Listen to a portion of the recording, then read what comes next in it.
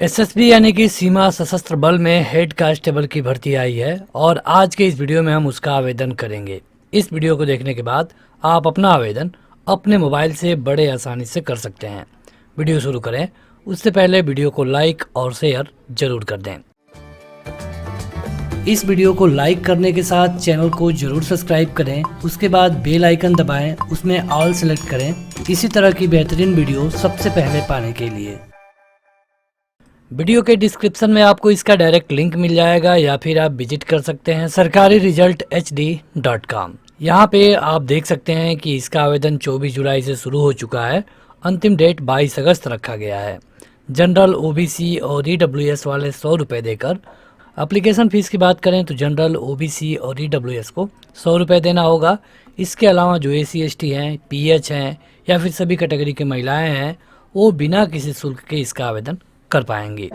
इसके लिए कम से कम 18 साल तथा अधिकतम 25 साल हो सकता है। कुल मिलाकर 115 पद हैं। चलिए वीडियो शुरू करते हैं। किसी भी वैकेंसी का आवेदन करने से पहले ज़रूरी है कि आप उसका नोटिफिकेशन पढ़ लें। नोटिफिकेशन पढ़ने के लिए नीचे जाना होगा और यहाँ पे डाउनलोड नोटिफिकेशन के सामने दिए गए क्लिक हियर पे क्लिक करना होगा। वीडियो देखना चाहते हैं तो आप यहाँ पे क्लिक करके देख सकते हैं। आवेदन करने के लिए अप्लाई ऑनलाइन के सामने दिए गए क्लिक हियर पे क्लिक करना पड़ेगा। बस वहाँ पे क्लिक करते ही सीधे आप इस पेज पे आ जाएंगे। अगर आपने पहले से कर लिया है तो आप यहाँ पे अपनी रजिस्ट्रेशन आईडी, पासवर्ड और ये कैप्चा कोड इंटर करके आगे बढ़ सकते हैं। लेकिन अगर आप पहली बार आ रहे हैं तो आपको रजिस्टर करना पड़ेगा और उसके लिए आपको यहाँ पे क्लिक करना है। इसके बाद आप सीधे इस पेज पे होंगे। अब यहाँ पे आप ध्यान से देखिए, ये जो पहला पेज आपको दिख रहा है यहाँ पे सबसे ऊपर पर्सनल डिटेल है, नीचे आपकी आइडेंटिटी मांगी जाएगी, उसके नीचे आपसे क्वालिफिकेशन, जिसमें सबसे पहले आपको बताना होगा कि इसमें से आप किस पद का आवेदन कर रहे हैं। हालांकि ये फार्म केवल और केवल हेड कांस्टेबल के लिए है। उसके बाद आपको यहाँ पे नाम भरना है। अगर आपके नाम में मध्य वाला भी नाम है तो आप पहले वाले को यहाँ, दूसरे वाले को यहाँ और लास्ट वाले को यहाँ भरिए। अगर मध्य नाम नहीं है तो पहला और अंतिम भर सकते हैं। अगर अंतिम भी नहीं है तो केवल पहला भर सकते हैं। उसके बाद फादर नेम भरना होगा, उसके बाद मदर नेम। ये सारा डिटेल आपके हाई स्कूल के सर्टिफिकेट के अनुसार होना ज़रूरी है। उसके बाद आपको डेट ऑफ बर्थ भरना होता है और उसके बाद बताना होगा कि आपका जेंडर क्या है, मेल या फिर फीमेल। इसके बाद आप भारतीय हैं या फिर बाहरी हैं तो यहाँ पे आपको इंडियन करना पड़ेगा। उसके बाद आपको अपना धर्म बताना पड़ेगा, हिंदू मुस्लिम जो भी हैं। क्या आपकी शादी हुई है या फिर नहीं ये आप यहाँ बता सकते हैं। इसके बाद आपको बताना है कैटेगरी, जनरल, ओबीसी, ईडब्ल्यूएस जो भी आपका कैटेगरी हो। यहाँ पे कहा गया है कि क्या आप गढ़वाल, कुमायूं, गोरखा, डोगरा या फिर मराठी इनमें से किसी भी कम्युनिटी से बिलोंग करते हैं। तो अगर आप करते हैं तो हाँ करिए, नहीं तो आप नो कर सकते हैं। क्या आप गुजरात दंगों के दौरान वहाँ पे थे या फिर आपका कोई मरा तो आपको यस करना है अगर आप थे, नहीं तो नो। ये तो काफ़ी छोटी बातें हैं, ये आपको यस और नो ही करना होगा अगर आप सर्विसमैन हैं तो। इसके अलावा यहाँ पूछा गया है कि अगर आप किसी केंद्र सरकार में 3 साल की कोई सेवा दिए हैं तो यहाँ पे यस या फिर नो करिए। यहाँ पे अब आपको बताना है आइडेंटिटी, क्या आप देना चाहते हैं। आधार, पैन, वोटर जो भी आपके पास होगा आप उसे यहाँ पे सेलेक्ट कर लेंगे। उसका नंबर यहाँ पे आपको देना पड़ेगा। यहाँ पे आपको आइडेंटिटी मार्क देना है जो आपके शरीर पे दिख रहा है, जैसे कि कोई मोल या फिर कोई कट का निशान। यहाँ पे मोबाइल नंबर और मोबाइल नंबर के बाद सबसे ज़रूरी ईमेल। मोबाइल और ईमेल ज़रूरी होता है। इसी पे आपको सारी सूचनाएं अंत तक मिलती रहेंगी। नीचे जाने पर यहाँ पे आपको 10वीं के स्कूल, बोर्ड या फिर यूनिवर्सिटी में से किसी एक का नाम लिखना होगा। आप कोशिश करिए कि बोर्ड का नाम लिखिए। यहाँ पे आप किस साल पास हुए हैं, रोल नंबर क्या है, सर्टिफिकेट नंबर क्या है, डेट ऑफ इशू क्या है। आपके सर्टिफिकेट पे डेट लिखा होता है, आपको उसे लिखना होता है। यहाँ पे आपको सब्जेक्ट लिखना है और यहाँ पे परसेंटेज।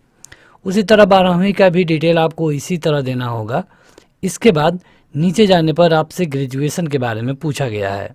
10वीं और 12वीं भरना बेहद ज़रूरी है। इसके अलावा अगर आप चाहें तो ग्रेजुएशन भर सकते हैं। ये सारा डिटेल भरने के बाद सीधे आपको नेक्स्ट पे क्लिक करना होगा। तो जो ही आप वहाँ पे नेक्स्ट करेंगे सीधे आप इस पेज पे आ जाएंगे और अब भरना है आपको अपना एड्रेस। एड्रेस भरने के बाद नीचे आपसे क्रिमिनल केस के लिए भी पूछा जाएगा।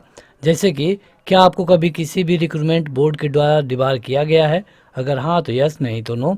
यहाँ पे कहा गया कि क्या आपके खिलाफ कोई क्रिमिनल केस है तो यस करिए, नहीं तो नो करिए।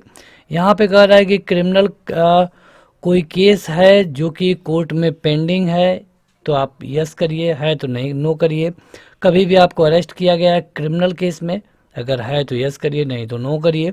देखिए अगर नॉर्मल केस में ये कार्रवाई होती है तो उसको यहाँ पे यस करने की ज़रूरत नहीं है, ये केवल और केवल क्रिमिनल केस के बारे में है। तो अगर आप चाहें तो यहाँ तक आसानी से नो कर सकते हैं। यहाँ पे अपना एड्रेस भरने के बाद यहाँ पे अब आपको एक पासवर्ड बनाना है कम से कम 6 अंकों का। उसी पासवर्ड को यहाँ पे दोबारा एंटर करना होगा। ये सारा डिटेल करने के बाद ये जो 2 चेक बॉक्स दिख रहा है आपको इसे चेक करना है।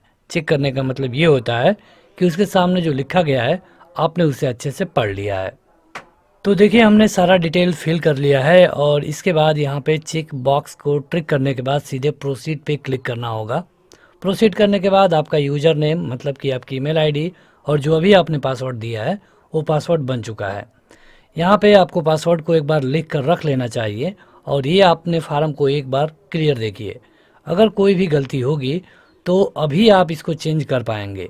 कोई गलती है तो नीचे जा कर के एडिट डिटेल पे क्लिक करिए। अगर सब कुछ सही है तो यहाँ पे चेक बॉक्स दिए गए हैं, इन्हें ट्रिक करिए। ट्रिक करने के बाद ये कैप्चा कोड आपको हूबहू यहाँ पे भरना होगा। भरने के बाद सीधे आपको सबमिट एप्लीकेशन पे जाना होगा। ये फार्म हम एक फीमेल कैंडिडेट का भर रहे हैं, इसलिए यहाँ पे कोई भी पेमेंट नहीं मांगा जाएगा, जैसा कि आपको नोटिफिकेशन में ही बताया गया है। अगर आप जनरल ओबीसी या ईडब्ल्यूएस में मेल होंगे तब आपको 100 रुपये का पेमेंट देना पड़ेगा।